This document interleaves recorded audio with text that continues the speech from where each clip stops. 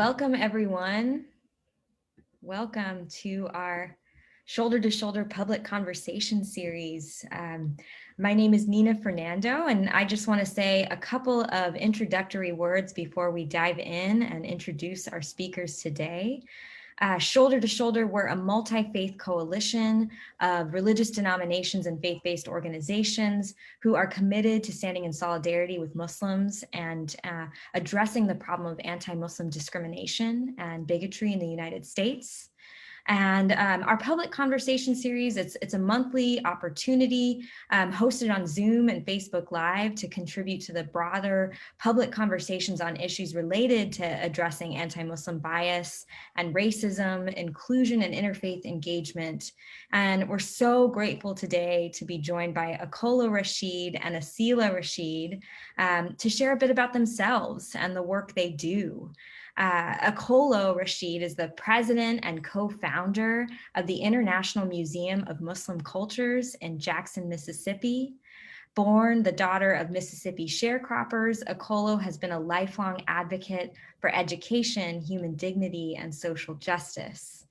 And Aseelah Rashid is the co-founder and CEO of the Muslim Mix, a nonprofit organization which presents creative social events and environments targeted at Muslim young adults, while also fostering social justice activism and work specifically directed at changing the narrative about Muslim Americans and how they're portrayed in the media and society. Just want to say a quick note of how we met Aseelah. In 2019, Shoulder to Shoulder embarked on our first and actually last because of the pandemic, but the first ever Ramadan road trip. And we visited 5 cities in the American Southeast, one of which was Atlanta. And, we wanted to show the diversity of the American Muslim community and tell stories about the many ways people are coming together over Ramadan. And we were so lucky to connect with Aseelah at the Muslim Mix, and we got to see their incredible partnerships in action at their annual Iftar. And the Iftar was held in Piedmont Park, which is in the heart of Atlanta. And one of my favorite images is at sunset. We saw folks coming to gather and pray right outside the hall in the park, and it was just one of the most beautiful scenes we'd seen. And Aseelah is also now an inaugural member of our Shoulder to Shoulder consultative circle. So it's really great that we have both Okolo and Aseelah with us, and they also happen to be mother and daughter.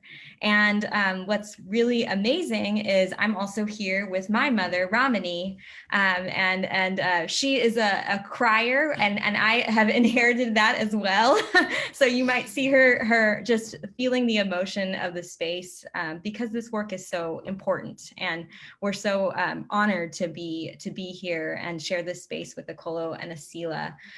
Just to say a quick word about myself, I'm Nina Fernando. I'm the program director of Shoulder to Shoulder, and there's so many ways I can tell you about the work I do and how I came to this work. But just for today in this conversation, I'll say that I was raised in a Sri Lankan family where culture and religion and spirituality really intertwined into a lived tradition. And I believe that no one should be ashamed or discriminated against because of who they are and where they come from and what they believe. And I'm here joined by my mother, who's the strongest woman I know, and she raised us with a deep set of core values with faith as a central guiding post. And I thought this conversation with Okolo and Aseelah would be great to share with my mother. So we will now, before we hear from our speakers, we want to open with a video about Okolo and then dive into the conversation. So here is the video.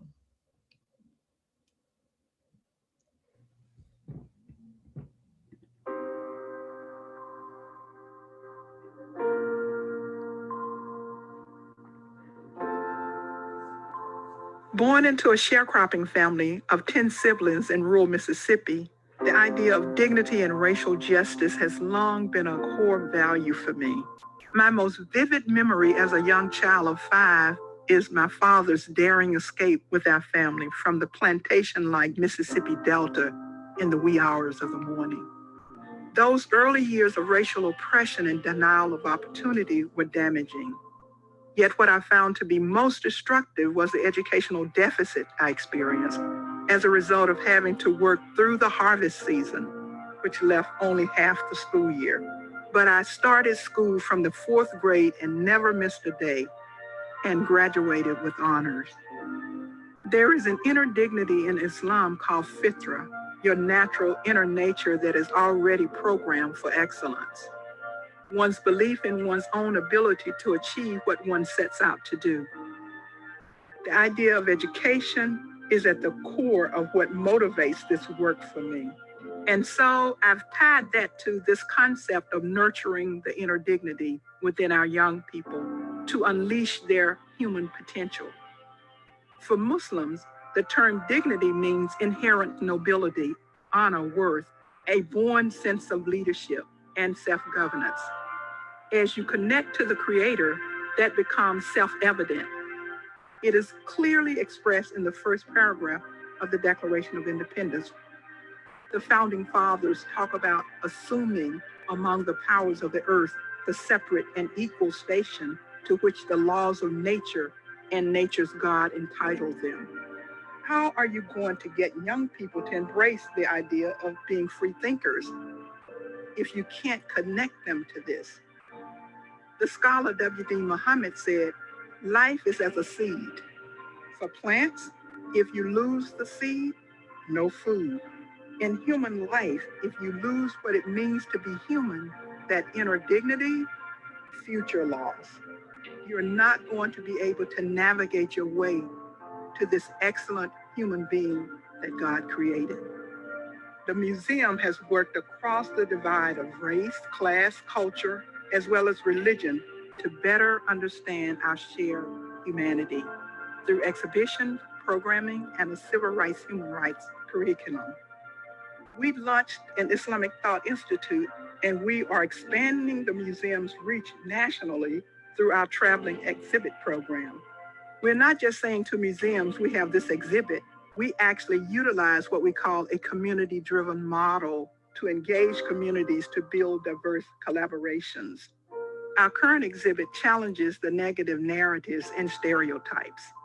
Prophet Muhammad historically established pluralistic communities of Muslim, Christians, and Jews living together in harmony.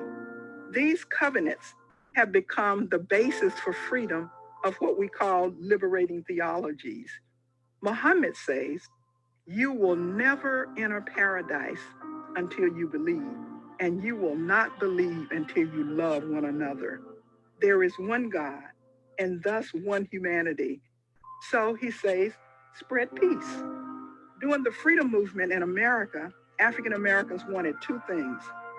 One was civil rights, represented by Dr. Martin Luther King. The other was inner dignity, represented by the Honorable Elijah Muhammad. But really, it was one freedom movement, and so we represent those two poles coming together. Islam is a peace movement for freedom that continues into today as one movement for dignity, equity, and social justice, connecting with Black Lives Matter, immigrants' rights, indigenous peoples' rights. We need to work together to establish this pluralistic environment that we call divine unity, or in Islam, Tawheed. That's what the freedom movement is all about. People responding to that inner nature that you can't keep down as a human being. We all have a path to get back to our own being. How does every human being come to that, to achieve this divine destiny of doing good and fostering peace? To get to this destiny is what it means to be a free human being.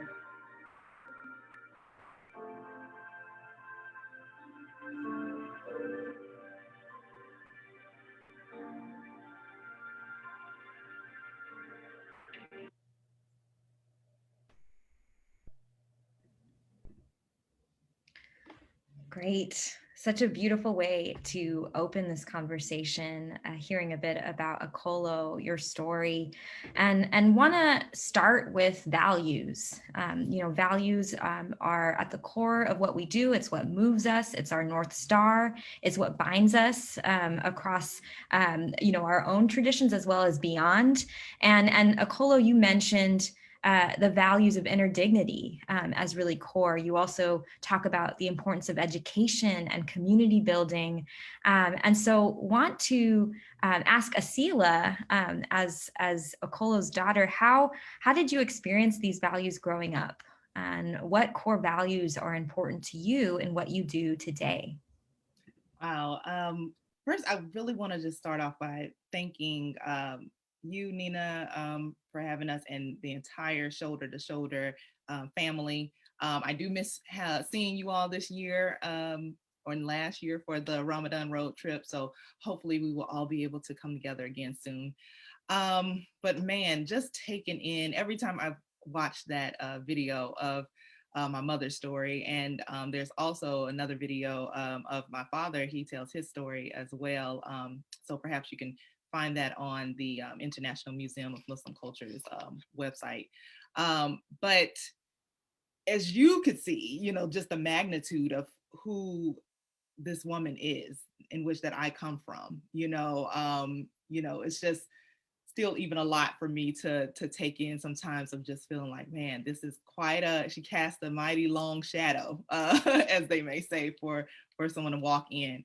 But as far as the values in which that were instilled in me very young, as I said, one, just who my parents are and were, even just as young adults themselves, being revolutionaries, from very early on. My dad can be seen on certain civil rights videos like Eyes on the Prize, like walking out of school, as a young teenager, joining the protests, and fighting for equal rights and for freedom, in the South.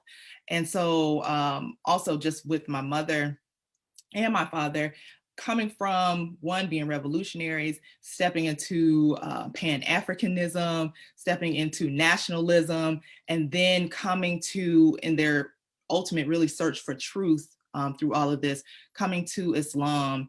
And from being there and accepting Islam, what they really instilled in myself as well as my siblings was really this sense of understanding totally and truly who we were first, just as human beings, who we were and whose we were, as the Southern elders would say, is knowing who you are and whose you are.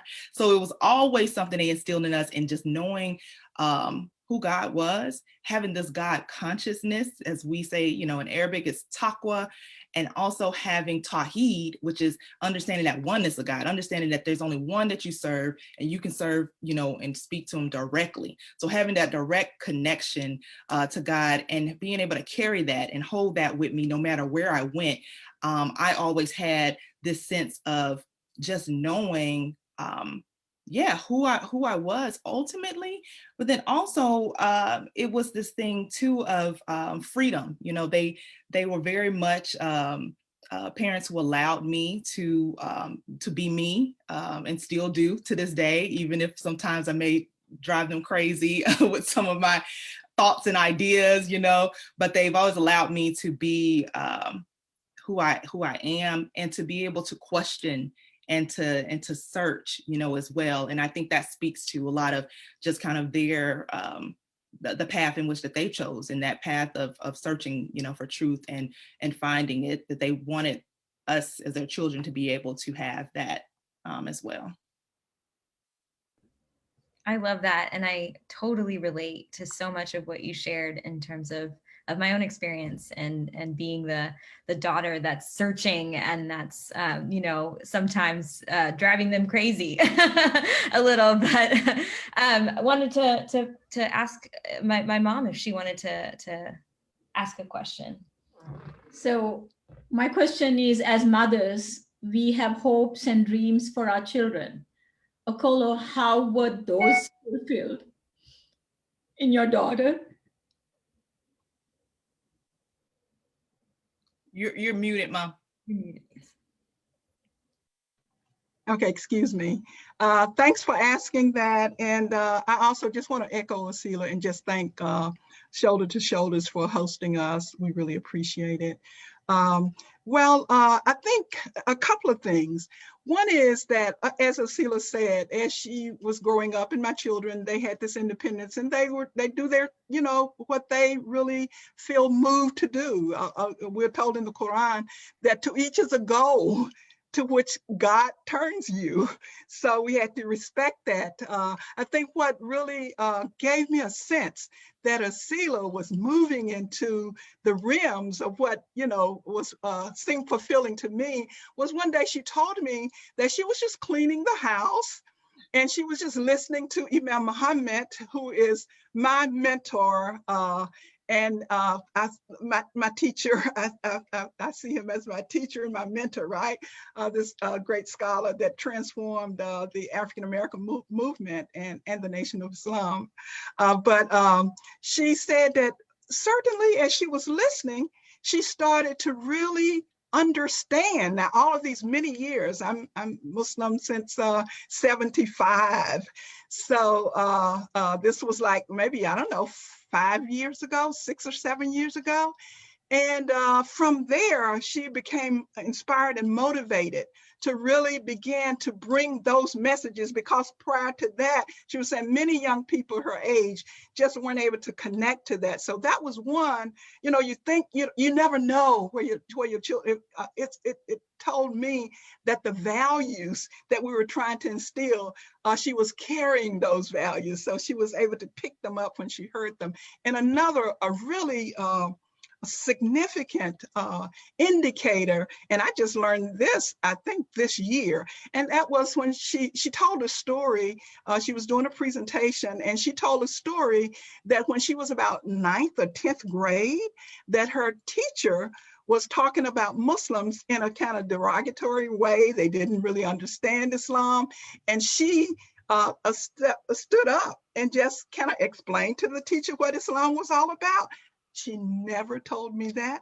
I just found out about a year ago. And so it's those kinds of things that shows me that she was carrying those values, to have that courage as a student to step up in a class where I think she was probably the only Muslim at the time in the school.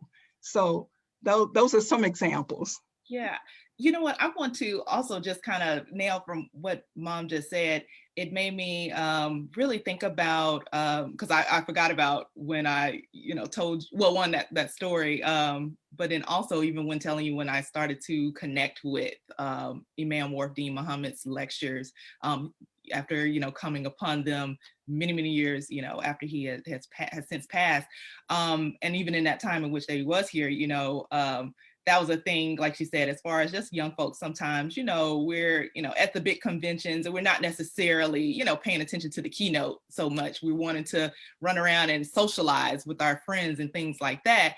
However, I think this really speaks to, as people talk about when you sow, certain seeds, and when you plant those seeds, and sometimes you really just don't even know, like you're watering, and all this time, I guess, I'm being watered, from my parents, being watered from my community, being watered from things I've even maybe heard, unconsciously, not really paying attention to, but they were all there in my roots. And so it just came that time in which that plant, was ready to sprout. It was ready to come on out. And that all of those things start to come together that you've, heard or that you've experienced. It just all comes, to the ground and to the forefront when it's time for you to move forward in your next assignment and in this mission.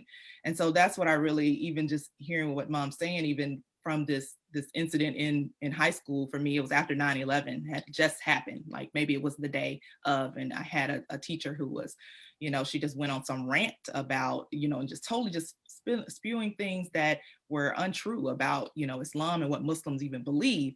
And that day I was extremely nervous, but I just felt like, okay, truth has to be told. If no one else tells her, who else will tell her I'm here in this classroom? I was afraid no one else, like I said, was Muslim even in the whole school. And that's just been kind of my experience, but I had to say something. But I think that's also when you come to a point where you're equipped for it. So it was all there in me. And then those revolutionary parents of mine, you know, that history, you know, it all came forth of that. You have to speak truth to power, even, you know, at times in which that you're afraid. Oh, I love this. I love this conversation, and I love the concept and the idea of watering, you know, and thinking about now, you know, I'm a new mother, and I know, Aseelah, you are a mother, you know, thinking about how we are watering in our example, in our life, and how, you know, we are continuing that story, the story of our mothers and our parents. So now I want to ask you both to talk about your work. How, Okolo, you are a founder of the International Museum of Muslim Cultures, and Aseelah, you founded the Muslim Mix in Atlanta. What led each of you on that journey? And I know a lot of what we just shared was a part of it, but tell us a little bit about your work. Right. I think just since we've seen the video, I just want to maybe just glean a few things from there, and then let Aseelah talk about her work. Is that coming into Islam, my husband and I, we did not embrace Islam just, you know, studying and just focusing on the religious aspect of it, but it was really key principles as we were activists and studying social movements, period. So we studied Islam, and these ideas, these universal concepts of one God, all human beings being equal. You know, you hear equality in America, but this, you know, even though we have within our Declaration and Constitution, this, you know, idea of God and the laws of nature and the law and the God of nature, right? But a lot of times you're not. The implementation, the way that your life is the life that you're experiencing is not necessarily that. And as African Americans in this country, of course, we were experiencing that. And so, we came upon, you know, these high principles. And my husband and I, coming out of, you know, the movement. You know, most of you probably are familiar with the African American freedom struggle. Right? It was targeted. The African American freedom struggle was targeted by our American government, right? To disrupt the freedom movement, right? And to destroy it. And so the agency under our government was called the Counterintelligence Program, or COINTELPRO. And so as it infiltrated and started to really disrupt the movement, we were in it, right? So we saw that the values, the virtues of our movement, we saw these negative values and virtues coming into the movement. So my husband and I wanted to find something that could really sustain these values and virtues, right? But at the same time, it's a path toward freedom, justice, and equality. And so that's how we ended up embracing Islam. And of course, right away, coming out of the movements, we wanted to actualize it, right? Because if you're talking about one God, one humanity, and so in our mosque, there were Muslims from various different cultural groups. That's the thing that shows you how Islam, no matter what, Muslims come to various different mosques around the world, right? Any Muslim can come into a mosque. So we, so was this. We were near a college campus, so there were professors, there were students from the diverse ummah, a Muslim community, coming into the mosque. And so our thing was, how do we capture this relationship of Muslims coming into the masjid in this diversity? But once they leave, African Americans go back to their community, they go back to their communities. Let's build a community a working community, of diversity. And so we began doing that. Before we had the museum, we had to begin to build a diverse community. We were an all African American community, and we embraced and brought in these various different Muslims from various different cultural groups, and restructured our board. And out of that that relationship, came the museum. Had we not really opened ourselves up to this kind of diverse relationship, we might never have had the museum. So that's how the museum blossomed, and it's really from its inception. We work across race, class, religion, ethnicity, gender, generational, so that's a part of our mission from the very beginning. I love that. And I love, even just in the title, International Museum of Muslim Cultures with an S, to show that the Muslims are not a monolith. There's so much diversity, and that's the beauty of this country as well as the faith. So Aseelah, let's hear a little bit about your work in the Muslim mix. Sure.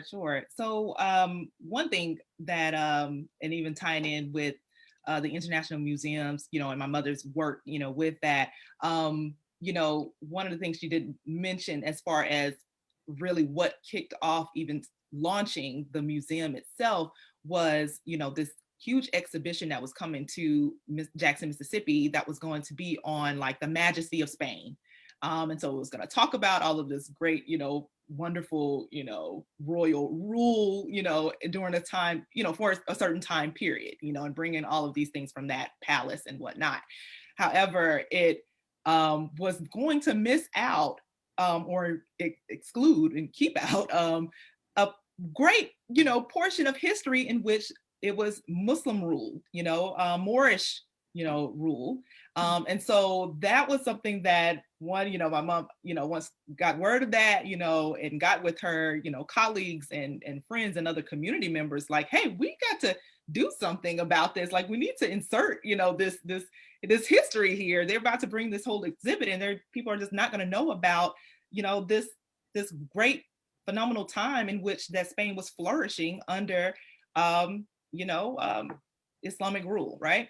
And so it was really her seeing this hole, that was going to happen, and seeking to fulfill that, and to bring in this history that was important. So in bringing this to the Muslim mix here in Atlanta, it was really myself and my sister, Khadija Rashid, that we saw a need at the time in the community of where, and this is something that's across the board, I think, in faith communities that we'll see, is that, more and more we're seeing in droves that there are less and less young people coming to the mosques, the synagogues, and the churches, And so we were kind of just like, had this question of like, where are all the young people and what are they doing? And so we knew we had friends that we may not see at our Friday services, but they may be doing other things socially with other, friends, coworkers, classmates, things like that. But we wanted to be able to just see how we could be able to bring the young people back, but then also how the community itself can also serve the younger people and their interests. So we created the Muslim Mix really out of that, to be really socially focused, to where we can be able to come together as young Muslims, but, coming, there and representing the faith, being of support to one another as young Muslims, and bringing issues, to the forefront, like, let's talk about it, let's dialogue, bringing educators, to come and let's, talk about, what Islam says about this and what it says about that. And really, have those opportunities for us to be able to do this and do it within the community as well. We didn't want to just exclude or become a separate sect. It was really important for us to bring that into the space. So I see, even just in listening to my mother, and then, even when we started the Muslim Mix, is that kind of, I think, a thing that has a common theme in our work has been, we see something, and if we see something that is not there or that is missing, we seek to fulfill it. We're doers, and we roll up our sleeves and we get in there to put what needs to be, put in place there. And we do that through organizing within our community and utilizing those relationships like she spoke of, and those friends to be able to come aboard to make those things happen. As my mom would call this activism, which I never even really thought of myself as an activist until of late. She's like, Aseelah, that's activism that we're doing. Like, oh, okay. I love it. I love it. Ami, do you want to ask a question? Just what have you learned about each other doing this work? How does that have changed or strengthened the relationships that you have as mother and daughter? Because as you know, that I raised Nina as a Catholic. In fact, when she was born, I had this premonition that she was going to be something spiritual. But in my narrow mind and narrow perspective, I was thinking, oh, she's going to be a nun. But God fulfilled something beautiful in her, in her doing her interfaith studies and being able to speak up for all the injustices in not only in religion, and even as a child, she would speak up for injustice, even in as small as kindergarten, for other of her friends and students. So, so she has strengthened me and made my dreams come true in being able to speak up for injustice and to spread the truth when there is so much untruth going around. And so I like to understand how this dynamics between the two of you as mother and daughter. Wow. Beautiful. That's very beautiful. I love your story, the very brief piece that you just plugged in. I want to say that, and it's wonderful how you said that she had her own path, she had her own goal, right? And as you were saying that, I'm thinking about in my studies, I found that social justice, even though we see it in different ways now, but social justice actually came out of the Catholic thought, right? And so, but, others have taken it. And so now it's not even religious based anymore. So it's important for, so she's acting out those values. So she really was doing the work of the Catholics and is doing the work of the Catholics. So that's beautiful how you might not see a thing, but then God knows is what we say. We don't know, but God knows, and God guides, and he waters, that watering, so to speak. But I guess the one thing that I would say on my part in terms of learning things that have strengthened me and strengthened our relationship perhaps is that concept of activism, is that I didn't realize that my daughter was, an activist until she started to manifest those things by just getting out there, even before the Muslim mix. Even in her school, she was doing different things as a 9th and 10th and 11th and 12th-year-old, grader, right?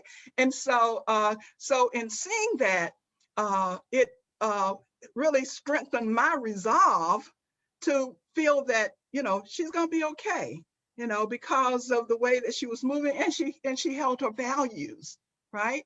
And so that would be what I would use as a brief way of just responding to your question. Yeah, I would say for me, as I said, even at the beginning, right, seeing this now wonderful short video on my mother's, life and work, right, that now being able to just truly appreciate the woman that she is. So not to say that I have not before, it's just because when you grow up in a household where, I'll just say it, my mom may not like this, I don't think I've ever cursed in front of my mom before, but my mom's a total badass. Let me just say that. I don't know. She was gonna cringe, but yes.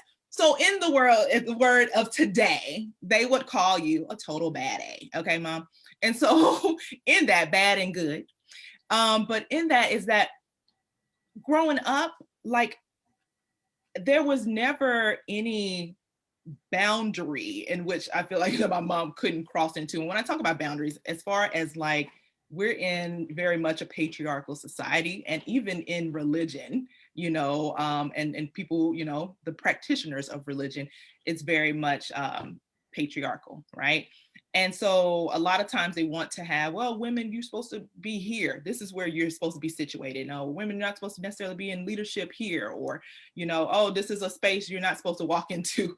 And one thing about my mom is that she walks into any space in which that she very well pleases, or that she feels, she needs to be, especially where her voice is needed, and as well as the voice of marginalized people, women, African Americans, whatever it may be, Muslims. She steps into those spaces. And so that's been something that I think I've truly inherited, as far as to not feel like, oh, I can't, go here because I'm a woman, or because I'm too young, or because I'm this. She's really empowered me in a way to see that you can go, and be in those rooms and have those seats at those tables. You take that seat at that table without her ever saying it. This is just only been things in which that she has displayed for me, in what I've seen in just in her life, as far as how she moves. And that's something that now I just truly just admire, and I know that it has truly made me the person in which that I am, and the way in which that I move. Yes, I totally relate, having a mother that is a badass. Sorry, not sorry. There we go, driving them crazy again. I know. Strong women, and I absolutely love that.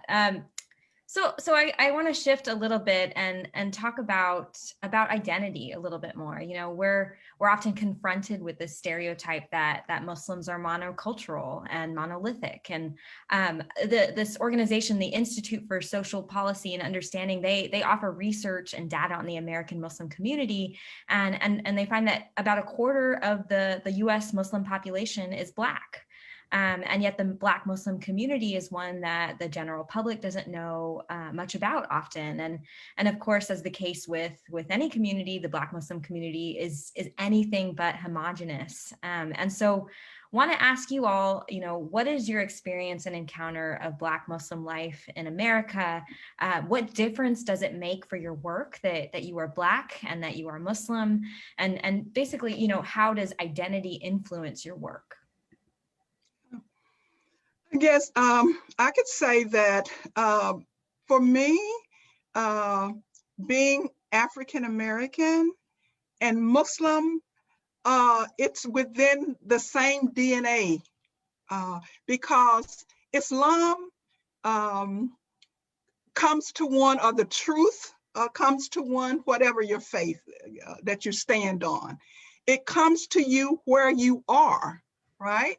And so Allah tells us in Quran that he created us, nations and tribes, right? So he's recognizing the fact that we come from certain cultural groups, but depending on where you are in life, right? With the African American experience, and as I, referenced early on, in this freedom struggle as African Americans up from slavery, right?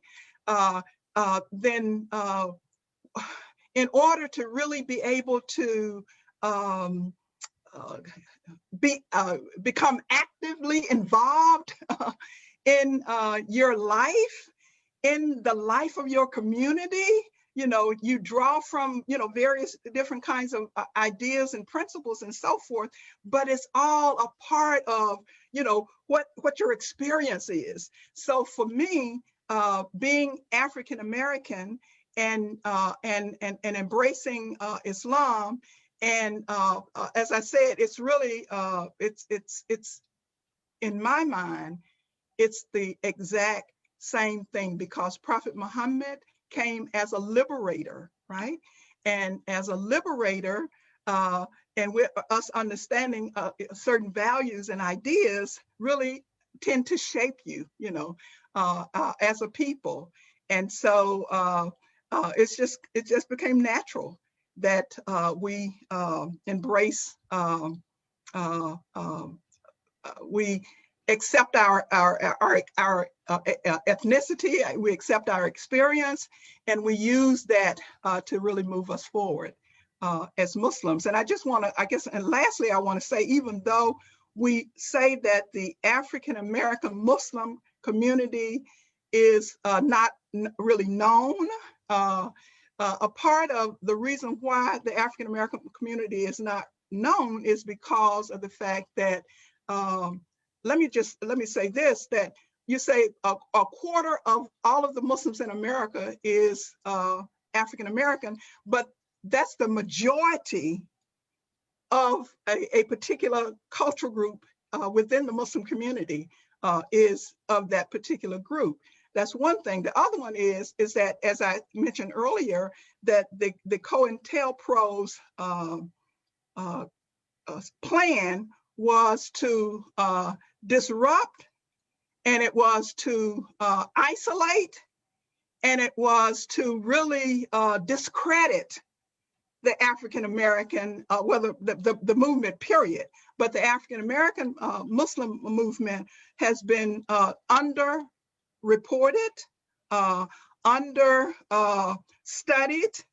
And so that's one of the reasons why you could see that there's not as much knowledge about the African American Muslim, but there are great African American Muslims that we do know that we don't recognize as being a part of this great freedom struggle, like Malcolm.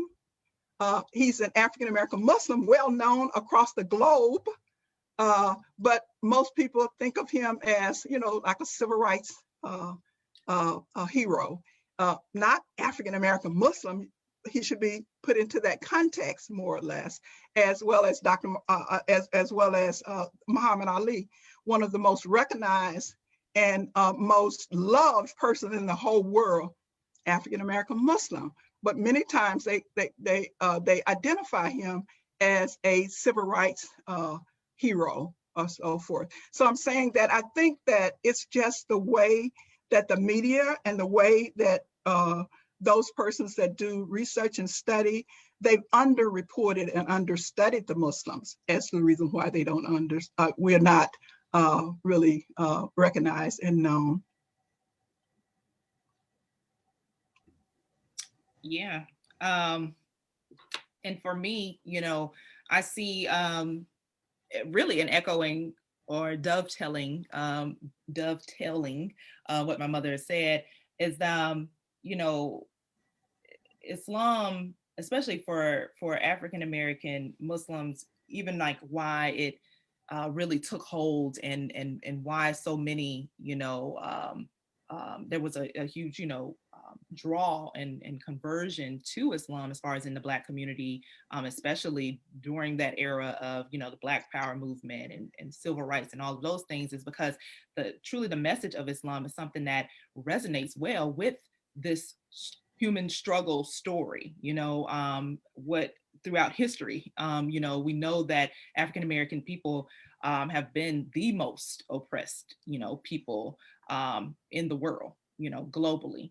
And that is still a continuous, fight right now for freedom, but also this continuous fight, as my mother spoke on too, for dignity, and for someone to have, self-actualization and to be able to have self-determination. And so that's been something that's really all packed into truly the foundation of Islam and what it brought and what it brings. It brings this message of a person to have humanity and to be a human being, for them to have self-determination, but to also have this mission of unity and this mission of, serving God and doing, good and all of that. And so that's been one reason why, just in the African American community, that has been something that we grab hold to and gravitated to so much. And so really in this work, that's why I see it this as being Black and Muslim,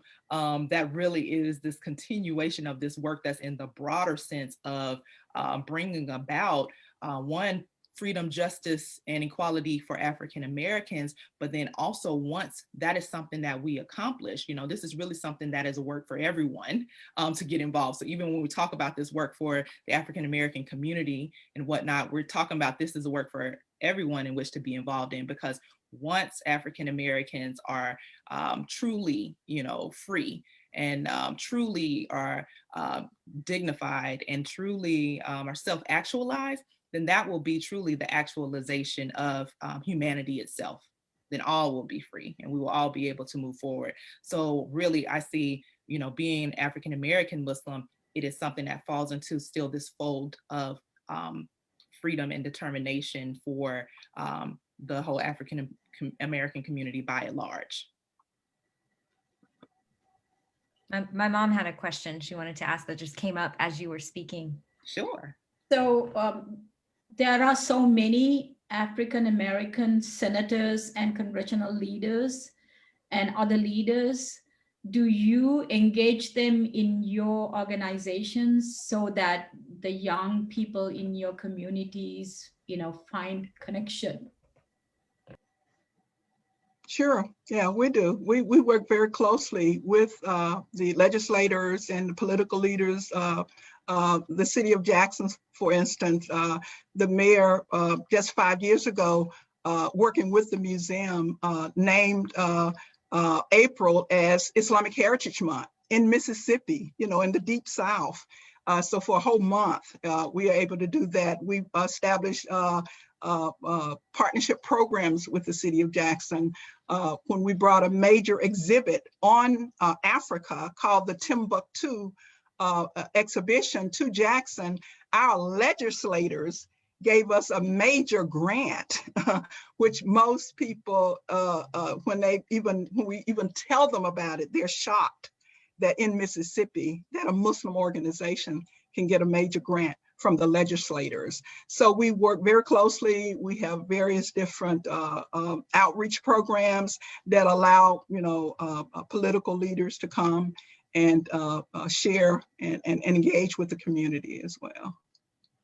Yeah, and also just even, with that, what comes to mind even with that question, I know it's kind of been a newer kind of phenomenon and even I know here, even in Georgia, there is organizations that are still working to getting more Muslims, civically engaged and everything and getting them to vote.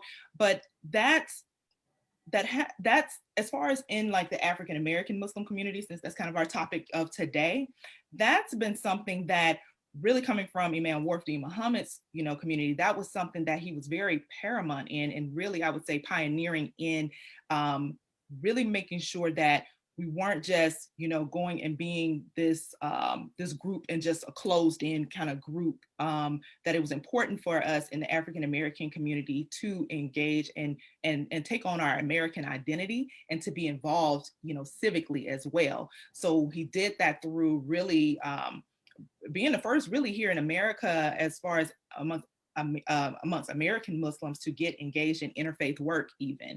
And so that's something that has really been foundational in the African American Muslim community, specifically coming from Imam Warfdi Muhammad's community, which is a community in which that I grew up in and is a part of. So for me, even in that community, we have, several people who have ran for office, who hold office. We have several, judges and, things like that who hold, these types of office. So it's like, for us, it hasn't been so much a thing of like, okay, now let's make sure that we are engaging kind of our politicians, in that way. A lot of us even are the politicians, or we are staff workers, they're in it, and we vote, that's been a thing too, and pushing the vote. So a lot of times at our masjids, we would have, voter registrations there. We would have people who come in who are running for office, like the Atlanta mayor, Keisha Lance Bottoms, came during her campaign. She came even after the New Zealand shootings, and even came to visit our community and speak there too, to show her solidarity and things with the American community, Muslim community. So one, just even in our community, that's something that has really been a part of our community for quite a while, as far as being very civically engaged and working with public officials and being public officials.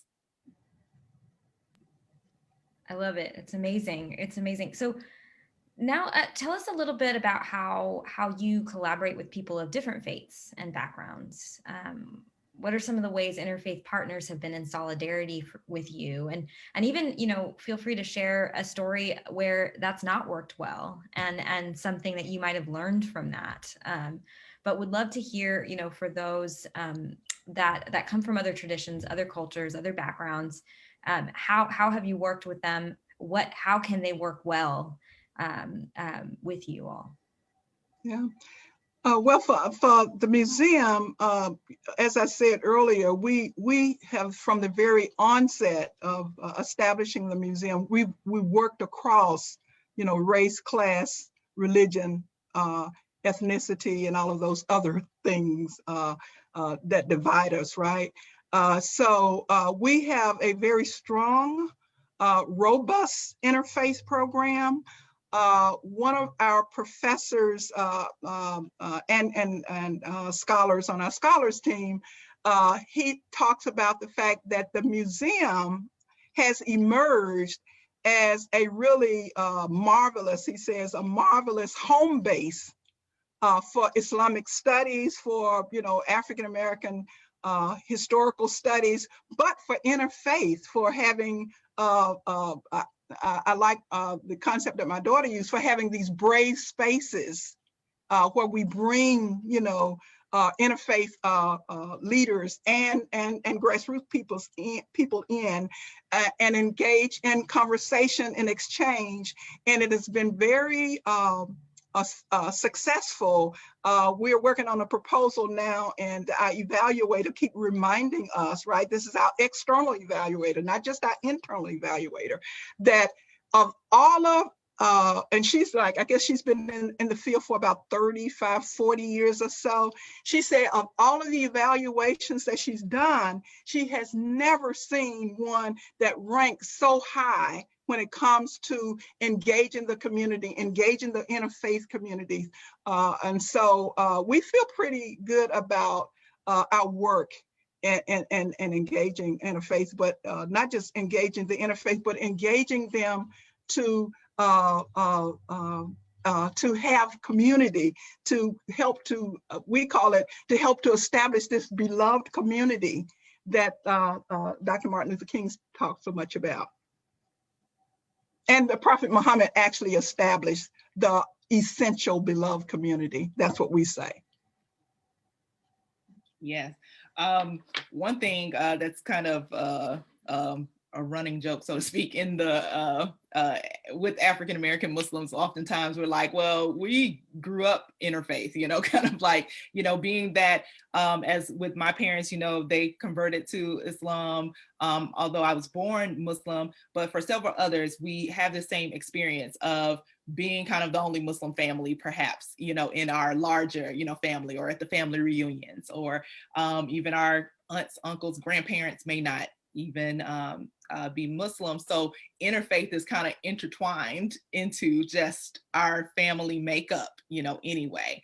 But just going in then into the broader sense, as far as in my work, with the Muslim mix, as already, Nina, you mentioned, one of our really kind of premier events that we do as far as with the Muslim mix is our interfaith Iftar that we were doing annually for about had been about the past 4 years before COVID has come and kind of disrupt that, but we're planning to come back. But with that interfaith Iftar, we partnered with several faith communities and organizations, including one Shoulder to Shoulder. We have the American Jewish Committee, Faith Alliance of Metro Atlanta, which is actually changing their name soon to Interfaith Atlanta. We've had, and just several other, faith leaders that come out for this, and just members of the community. And really, it's a great time in which to be able to have a cultural exchange, as far as for people to experience, Ramadan and what it's all about, but to literally break bread with people of various faiths, that you maybe never sat with, people of various backgrounds, people of various races, all of that. And we always make sure that we have like for the Muslim mix, it's important for us to have connection, and that we really want people to walk away from our events feeling like, one, that they met someone that they had not met before, they learned something they had not learned or ever talked about perhaps before. So we always make sure we build into our events this dialogue piece. It's so important. It's one thing for people to say, oh, I came and I sat and I was there, but did you really have a true engagement with someone? So that's something that we really do through our interfaith work. That's great. Someone asked, what are you calling, what is an interfaith iftar, I believe is their question. Maybe you could share that a little bit. Okay, so yeah, so an iftar is the fast breaking meal. So during the Muslims have a holiday, it's a sacred month that then ends in a celebratory holiday, but the sacred month of Ramadan, which it's during the time, as far as the historical relevance to it, is the time in which that Prophet Muhammad, peace and blessings be upon him, received the revelation of the Quran. So it is a time in which that Muslims really, if you have any Muslim coworkers or, students or classmates or anything like that, and you've ever seen them, perhaps in a certain time, they're very much, maybe focused very much, in a mode of just true reflection and all of that. And it's during that time, or if you also see them skipping lunch, because we are fasting from sunup to sundown for 30 days. And it's that time that we really seek to just kind of strengthen our faith. We seek to, really read and study our Quran. We seek to, just do good deeds. We seek to also remove things that are distracting or that are not, serving us, well in our lives. And so basically, yes, every night the fast breaking meal is called an iftar. People usually do it in community, or they'll do it just with their family, with friends, when we could all be together so closely. And so my organization we will host a large interfaith iftar. So basically you come into this fast breaking meal, but we're inviting all of our friends from the various faith groups and faith communities. So we have Christians, Jews, Buddhists, you name it, and Muslims, of course, all at one table. And like I said, enjoying not only a meal, the dialogue, and also you get to observe our prayers, our evening prayer, our at sunset, Maghrib. And yeah, it's just a really special and sacred time. Because no matter what, we all love to eat, no matter where we come from. And That's sharing is right. Come together. Absolutely. Thank you for that. And want to ask, we just have a couple minutes, but wanted to ask you, how and where can folks support and amplify and learn from Black Muslim leaders and Black Muslim led organizations and businesses, like yourselves and beyond? How and where? Well, I mean, for us, for the museum itself, of course, you can go to our website. We are America's first Islamic History and Culture Museum. So it's muslimmuseum.org. And you can find us on social media, various different platforms there. We would love to, engage with you, look forward to your support. But I think Black Muslim organizations are really around this country and they're doing great work. And I think if you just Google it, Black Muslim organizations, you will find that there are a number of Muslim organizations, African-American Muslim organizations, that are doing great work and that could really benefit from your partnership and investment. Yes, and so same for the Muslim Mix, which I have my little sign back there in my banner, but that is the muslimmix.org. And we're still out here trying to connect and support our young Muslims, as well as continue in our interfaith work so that we can all come to know each other in a greater, larger faith community, and to be able to just understand where everyone is coming from, and also collectively coming together to move forward into a beautiful, beloved community and world, as my mom said. Now, one thing that I really would like to just also make mention of is a new project, a new, hopefully, movement that my mother and I, along with two other dynamic sisters and women, in which we're hoping that there are going to be even more women to join this, but we are co-creating this project that we are calling the Era of Woman. And so when you talk about African-American leadership, that is actually what this particular project is geared towards. It is about amplifying the voices of African-American Muslim women, particularly, but we are working with other African-American women, other Muslims, other faith groups, other people who are all wanting to get involved to actively help in advancing, protecting, and restoring the African-American communities all across, the country.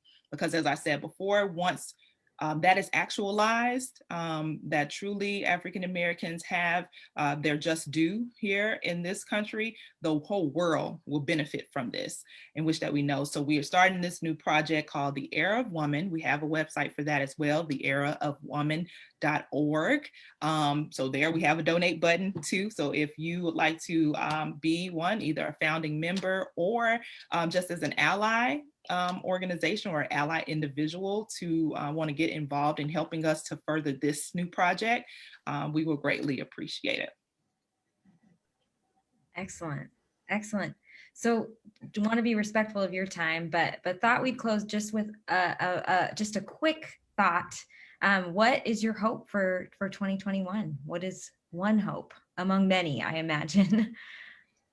Well, for me, we actually are starting this new project called a religious-based social justice model to save the soul of America. So it is our hope that we can just advance our work.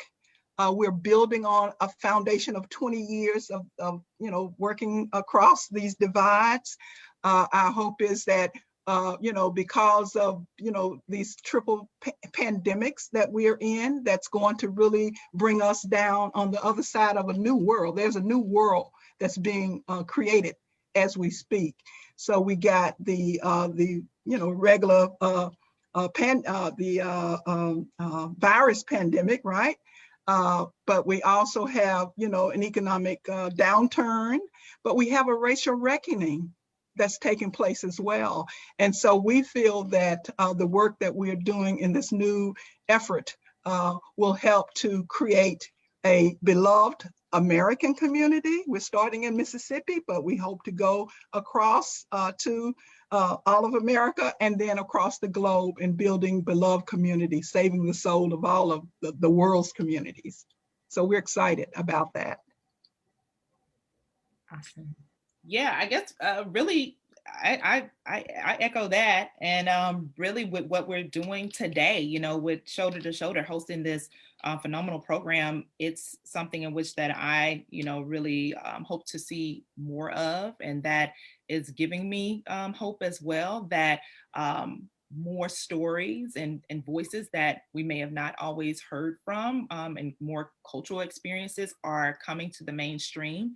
And that's something that that I'm hoping to see, and I'm feeling it already, coming from this summer of unrest that we had, this racial unrest, which was really actually, that's what launched the Era of a Woman, that we will now, the world is really starting to wake up and coming into something I'm calling a new woke, because you already know the woke movement, but now we're going to come into a new woke and seeking to really understand what is at the core of these problems and how we can combat them to truly move forward in a new way like never before. Thank you. Perfect closing. And we're so, so grateful for Okolo Rashid and Aseelah Rashid, two phenomenal women who are doing incredible work in their communities. And more soon, we will share links. And next month, we'll have another great public conversation. It's Women's History Month, but it is the era of women. So it goes beyond just a month. So thank you again, and more soon. Bye, Thank everyone. you all too for having me and my mom together on a program. We've never, well, Shoulder to Shoulder was the first ones to have us, what was the Interreligious Institute that had us in partnership with Shoulder to Shoulder, that had us talk when you all came for the Ramadan road trip. Right.